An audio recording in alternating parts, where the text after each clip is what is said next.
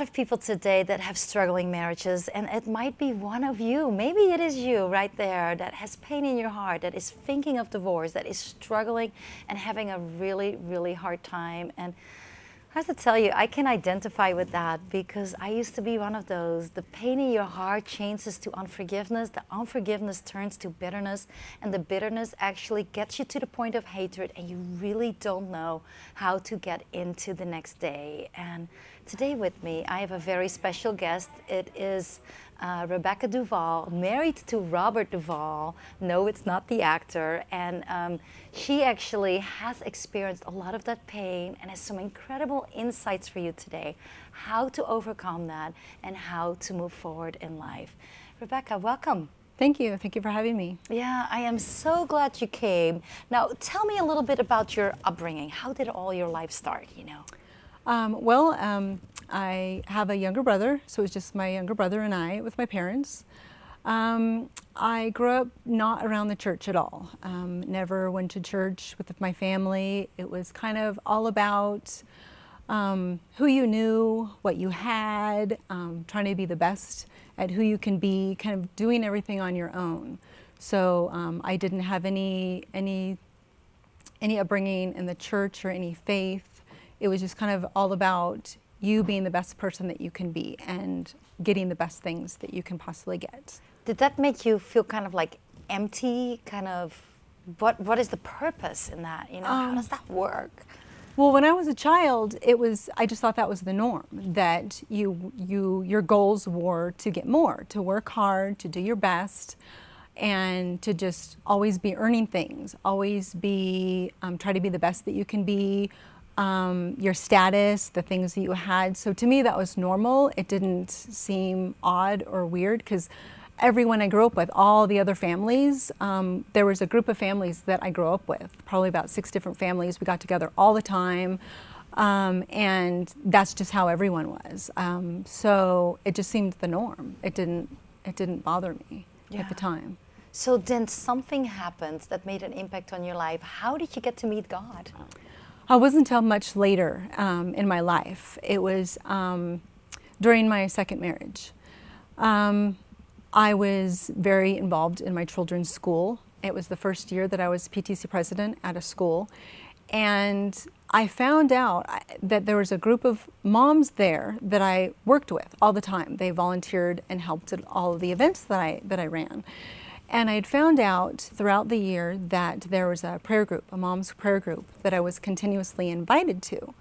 And I always just like, oh, you know, thank you, but I'm too busy. And it just seemed just odd to me, like that moms would get together and pray. And I didn't really understand what prayer was at the time. But I found out later that these women had been praying for me throughout the year. So that's kind of how my heart just opened. And at the end of that first year, when they had been praying for me, I had felt, for the first time during the summer, I was usually in the summer really excited for the next school year. I was busy planning the next school year's events and doing things with my family. But this particular summer, I felt really empty. I just felt like I realized that I worked really hard and worked with all of these families, all these different moms, all these children on all these events. But when I walked away from the event, I had no friends. I didn't know anyone. I didn't have any close, intimate relationships with anyone. I was alone. So it was that summer that my heart kind of started changing. I started realizing that I was missing something, but I still didn't know what. Did you ever have those moments? Because you give and give and give. You're a leader, you're up front there, you're there all the time. And then when you decide to say, well, let's see if somebody connects with me, and it kind of, because they're so used to you connecting with them, you know, it kind of falls away and it kind of hurts sometimes. It did. Is that what you're talking about? Yeah, it was kind of at the end of that year, which was the 3rd year that I was on the board.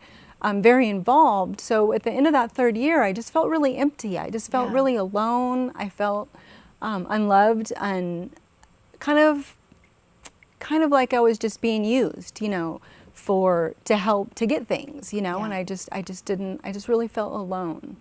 So what made that? You're starting that 3rd year, you know, you're out there. then is there something that happens that just... Well, it was the end of that third year, my first year as the president, and at the very last day of school, one of the moms came up to me and she says, and she told me about the group again. She says, I would really love to have you join. We're breaking for the summer, but next year we'd love to have you join us. And I said, I would really like that. I think that that would be nice. And as I walked away, I thought, what was that? What did I just do? I didn't, I felt like that wasn't me talking. Yeah. But I thought, oh, they'll forget all about me. Over the summer, they'll totally forget. Well, this mom had told all the other ladies in this prayer group, and I knew them all really well. I didn't know that they were Christians. I didn't know they had faith. I mean, I just knew them as volunteering with them, other moms. Yeah. So they had all continued praying for me and all reached out to me throughout the summer. And right before school started, they all just contacted me and said they were really looking forward to me joining them in their group, and just made me feel really comfortable. Like I felt like without even going, I kind of felt like I belonged already. So I finally went. It was the second week of school, and I agreed to go. And it was that time with that group of ladies in this prayer group that I really felt like I belonged. I felt like I was really loved, like I was appreciated, like they really cared. And just hearing them share their hearts with me, their pains, their hurts, their desires, and even answered prayers. They immediately shared what God was doing with them in their life. And that just opened up a whole new world for me. It was pretty amazing. It's amazing how God can use your loneliness and then finding out someone that actually really cares about you and making themselves vulnerable. That was exactly what you needed. Yes, it was. So you belonged instantly. So but there was all this baggage that you brought too, I'm sure. You know, because you've been so long on your own. You walk in there, and then you're in your second marriage at this point, I assume. Yes. So there's a lot of stuff that you brought with that. So I want to talk a little bit about you. What happened in that marriage? Where did it came from? But before we do that, we will be right back.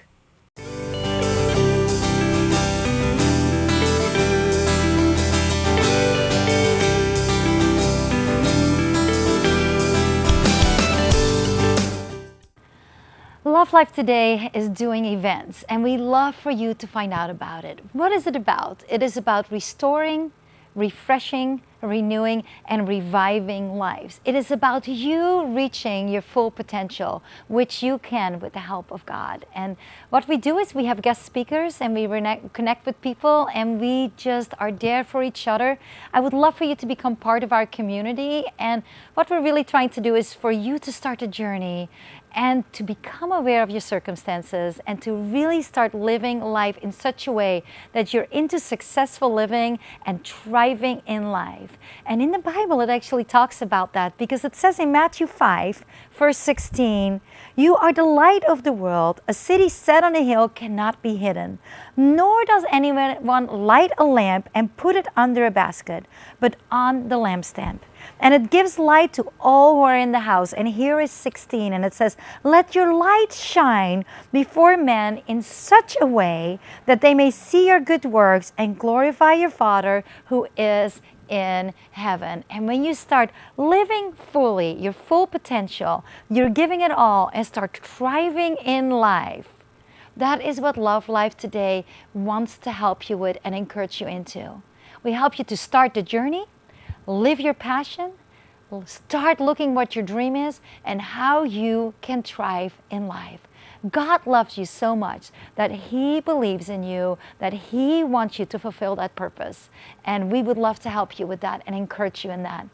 Check out our toll-free number, 855-836-1100, or go to our website, lovelifetoday.org.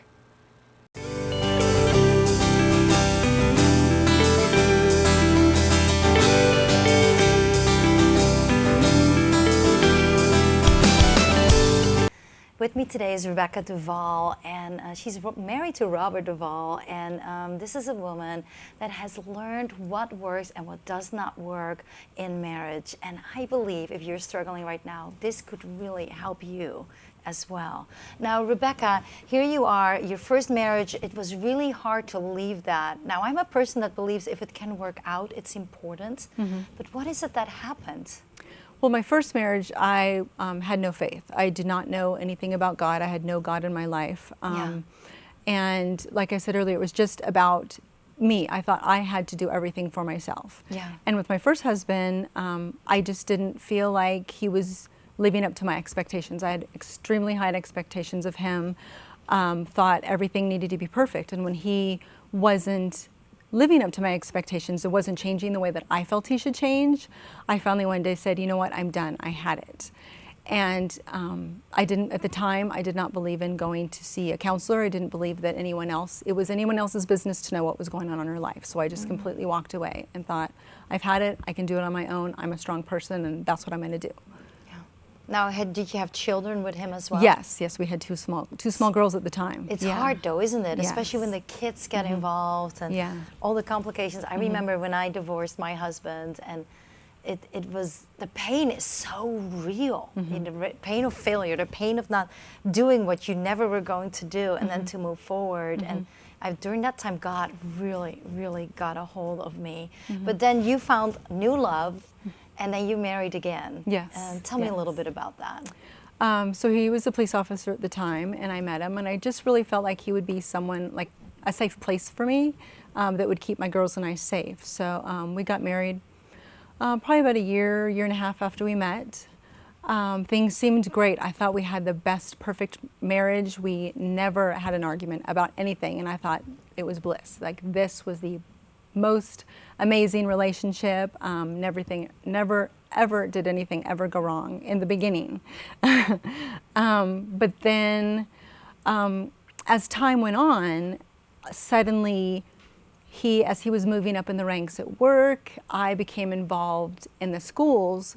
We slowly over time just completely separated. We became two complete strangers. He was a workaholic. Everything was about work. When he was home, all he did was rest. You come home and you rest to get ready to go back to work, because he had a lot of responsibilities. My responsibilities was the children and helping at the school. So that was my focus. So we became two complete strangers over time. Wow, and I've also heard that law enforcement, they deal with so much at all the time, and there's so much stress and life danger and all kinds of stuff. They never know what's next. Right. That makes an impact often on the marriage as well. Is that Absolutely. true? That was a really big thing in our marriage. That was a very negative, very bad thing, because he would come home from work after these devastating calls or different situations at work, and he would want to share them with me. And to me, I just couldn't handle hearing about death, car accidents, people that he would have to arrest, and different scenarios he had to deal with, because he was in several different departments in the police as a police officer. For a while he was a coroner, and he would try to share those stories with me, and I couldn't handle them. To me, it needs to be all sunshine and rainbows. I couldn't handle the negative. I didn't want to know about the bad things going on out there in the world. That was too devastating for me. So I completely pushed him away and just shut him down. It's just like, don't talk to me about that. So that became a really negative thing in our marriage, because he tried to communicate not understanding how that impacted me. So all he saw was me continually shutting him down and pushing him out. So we completely grew apart because of that. Oh no! And so now you're looking at I'm not sure if you got to the point of such a struggling marriage that I'm going to fail a second one. But what went through your mind? What was your solution at the time? My solution at the time was just to ignore it and keep moving forward. Just ignore it. I don't know how to deal with it, so I'm going to ignore it. I'm just going to keep doing my thing, what I'm good at, and I'm just going to completely ignore him. And for a while, that's just the way that it was. It kept going. But it's when I started going to this prayer group with these moms, that's what really changed my heart and really helped me to open my eyes to my marriage and to see what was wrong and to face the brokenness. And that is when I gave my heart to Jesus. That's when I invited him into my life, was during that. Did you expect the huge changes that would come out of there? Give me some examples. You know, I really didn't know what to expect. It was just one night. I was just tired of the arguing and the disconnect. I was tired of living with a stranger. So one night, after an argument, I found myself down on the couch, and I cried out to God. I just cried out to him saying, I don't know what to do. I need your help. I said, I need you in my life. I believe that you love me. I believe that you're there for me. You can help me. Please help me and guide me and show me what to do. And at the time, I was suspicious of my husband having an affair. And so I had asked God to reveal that to me if it was true, and if it wasn't, just to help me get past it and move on. And you know, I remember doing the same. You know, I actually divorced my husband at the time, and one day I went on my knees and said, God, if you want me with this jerk, which is, you know, how stupid we are sometimes, right? But so I said, if you want me with this jerk, you make me fall in love with it, because I'm not going to volunteer. It's going to be all on you. And I'm like, really? Now I look back at it like, you idiot. You know, but that's what I did. And we were remarried within 6 months. God completely healed us. It was just amazing what God can do. And I am sure God totally fixed yours too, did he? Yes, he did. You know, the very next day is when I discovered that my husband was in fact having an affair. Oh. But the amazing part is that as broken as I felt and as angry as I felt and just all those amazing, just intense emotions, God completely surrounded me with these women that were encouraging, uplifting. I kind of call it's like God put up a roadblock so that I couldn't go down that negative, awful path that I had ahead of me. He completely detoured me with these women that he surrounded me with, and he gave me the tools that taught me how to fix not just my marriage, but myself, which I was completely broken, and I had to admit that. Because until that point, I thought I had it all together. Yeah. I was fine, I was perfect, I knew it all. It was everyone else that was completely broken. So God helped me see that I was broken and I needed to fix myself. And that in doing that, that would heal my marriage in time. Wow. Wow, that's amazing. Because that's the moment you think, I have right for divorce, I have right for this, I have right for that. And it becomes all about me, basically. So I want to hear more a little bit and a couple of tips, what brought you two closer together. But before we do that, we will be right back.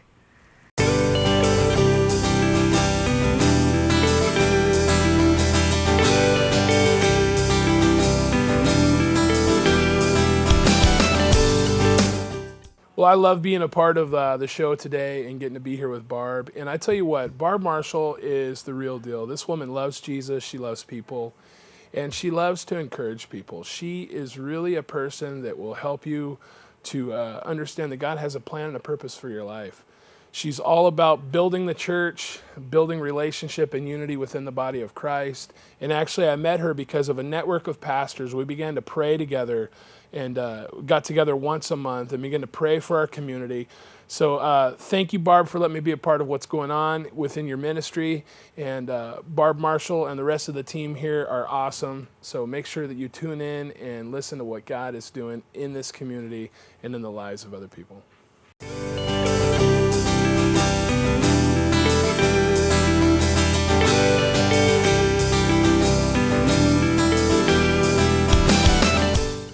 Rebecca Duvall is an author of a book, and I think when you see the front cover of that book and how that came together, it's something that you would really be interested in. But before we do that, Rebecca, we were talking about marriage, and you were working through that. Give me some points how you guys started working things out together. What would be a big help, a big tip for a viewer in what to do? What brought the two of us back together is when I stepped back. I was completely, when I realized what was going on in our marriage, and I knew I needed to fix myself, but instead of focusing just on myself in the beginning, I was constantly busy telling him how he needed to fix himself and what he needed to do. So at the moment when God convicted me and said, Rebecca, you're in my way. You need to get out of my way so I can do what I need to do in your husband's life. He can't hear me while you're babbling at him. So in that moment, I realized that I needed to step back and focus 100% on me.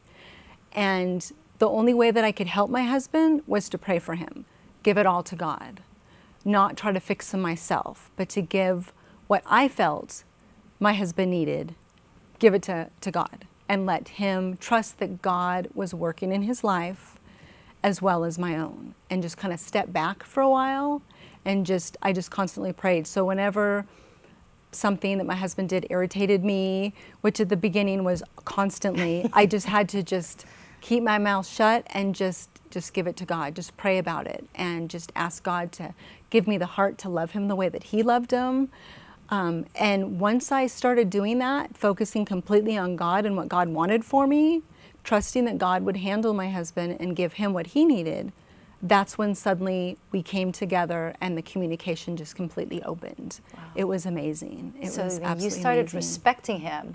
Yes. Basically, and that's what the guys need. Respect, I think, is number one. Absolutely. Which is so hard when you're so ticked with him all the time, you know. And I think being a mom, you know, we just kind of get in that role of that, you know, I found myself being his mom. And just realizing that that's not my role. I'm his wife, not his mom. And I think learning to step back and to be his wife again, it took a while, but it was difficult, but God showed me how to do that. Wow, and it healed it. And that might be you too right now. You might say, wow, stepping back, really? I want to fix it. But you know, it's you that is responsible to God, but you're not responsible for your partner. So you need to trust God sometimes and step back. And that's actually what happened in my marriage when my husband stopped trying to fix it and stepped back and let God. God turned it all around because he didn't try any longer to get his bitter, angry, hateful wife to get back to him, but he kind of let go, and God dealt with me during that time. So if it works for me and it works for Rebecca, I know it will work for you too. Trust God. Start praying and step back and see God at work, and he will guide you the way and open those doors exactly where he wants you. Now, Rebecca, you wrote a book, and the cover looks quite beautiful, actually. Could you tell me a little bit about it? Well, when I was writing the book, I was trying to figure out, you know, what I knew that it was going to be a story of my life and with my second marriage and how God moved in it, but I was praying about, you know, what to do for the cover, how to, I was in the process of creating a website, a blog, and God just spoke to my heart, and he brought to my, he reminded me of a time when my mom was dying with cancer. And this is when I was 5 months pregnant with my youngest, my son. And she had made a quilt. She was in the process of making a quilt for my son. I did not know at the time that she was doing this. That was the very end of her life. And she almost completed it, just had a little bit of it left to do, and she gave it to a friend before she passed and asked her to finish it and give it to me before, or once the baby was born.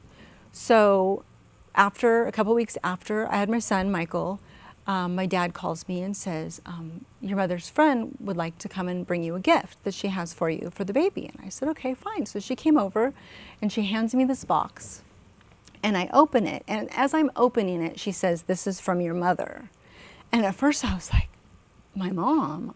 What? My mom's gone. I don't understand.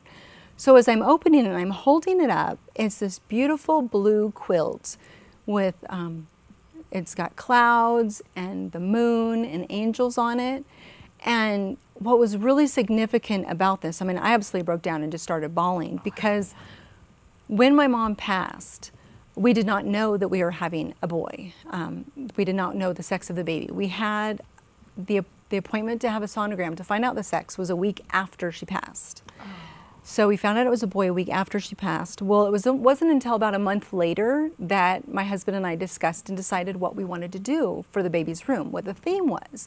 And my husband came up with it. He had the vision in his head that he wanted to paint the room a really light blue, put stars and clouds and the moon all over the room, because he loves the sky. He absolutely loves the sky. So he had this vision, and I'm like, okay, great, and he put it together.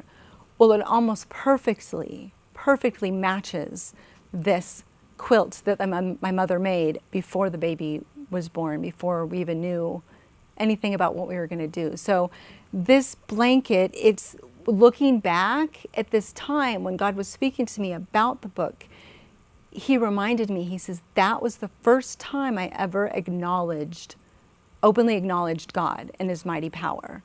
Because when I saw that blanket, I knew that God had spoken to my mom and given her the vision to do this and made sure that it was created and given to me. So that was my first open acknowledgement of God and his mightiness.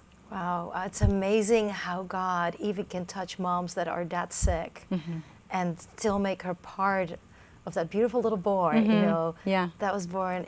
Aren't you sometimes like in awe? It's like, God, really? I am. It's like I look back on my life and I can see all the different moments. I mean, I could see God in my life, throughout my life. Like, I feel like he was consistently there, even though I didn't acknowledge him. He was always there, doing what was best for me. Wow. Yeah. So I would love to find out more, but I'm afraid we're running out of time. I wanted to say thank you so much, Rebecca, for coming. And then if anybody wants to get a hold of your book, tell me a little bit, where can they find the information? Well, it's on Amazon. You can find it on Amazon. You just Google my name, or in the search, just put my name on Amazon and it will pop up, In His Way. And if they want to go on, or they can find it on my website, which is inhisway.net. That sounds great. And it is His way, and you've been Absolutely. living it all the way. I'd like to give you my book, Ransomed. Oh, fabulous. Loving Thank Yourself you. from the Inside In. It's about 5 different women of the Bible and my own story. And thank you so much. No, thank you for joining us. Thank you. And then if you were touched or hurt or really want to connect with us, we would love to talk to you, because there are so many marriages that are struggling today. Connect with us or call us toll free, 855-836-1100, or go to barbtv.org. And remember, even if your life seems hopeless, even if your life seems like there is no other turn to take, or you're done with everything, no, there is a God that can fix the impossible, and that includes you too. Have a great day. Hi, my name is Janice Obie, and I am the TV coordinator for the Barb Marshall Show with Love Your Life Ministries. And I'm here today to invite you that if you have had an experience in your life where it's been life-changing and you have been either revived, renewed, restored, or refreshed through the love of Jesus Christ, we would love to hear from you. Do call us or email us, and we would love to talk to you and hear your story, and if it is possible, have you come out and be a part of our show to where you can share your story.